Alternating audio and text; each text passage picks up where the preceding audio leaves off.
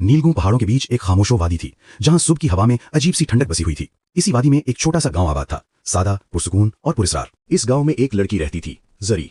घुंघरियाले बाल, गहरी आंखें और दिल में एक अजीब सी जुस्तजू लिए हुए। जरी हर सुबह उसी पुरस्रार जंगल की तरफ चली जाती, जैसे कोई आवाज उसे बार बार अपनी तरफ बुला रही हो। एक दिन वो जंगल के सुनसान हिस्से में एक अजीब पत्थर के सामने रुक गई। पत्थर पर बनी पुरस्रार लकीरें जैसे सदियों पुराना राज समेटे बैठी थीं। अचानक पत्थर के पीछे से सरसराहट हुई और एक सब्ज चमकदार सांप बाहर निकल आया।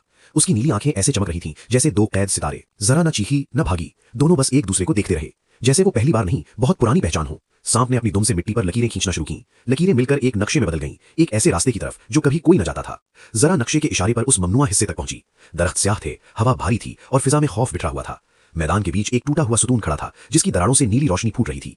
सांप इसके गिर्द चक्कर लगा रहा था जैसे कोई कदीम ताकत जाग रही हो। अचानक जमीन फटने लगी और एक स्याह मखलूक धुएं की तरह ऊपर उठने लगी। सांप इसके आगे डट गया, मगर ताकत बहुत भारी थी। जरा ने खौफ के बावजूद सुतून पर हाथ रखा और उसकी हथेली नीली रोशनी से जल उठी। एक जोरदार चमक ने मखलूक को वापस जमीन में कैद कर दिया। रोशनी के खात्मे के बाद हर तरफ खामोशी फैल गई। सांप आहिस्ता आहिस्ता रेंगता हुआ आया और जरा के हाथ पर अपना सर रख दिया।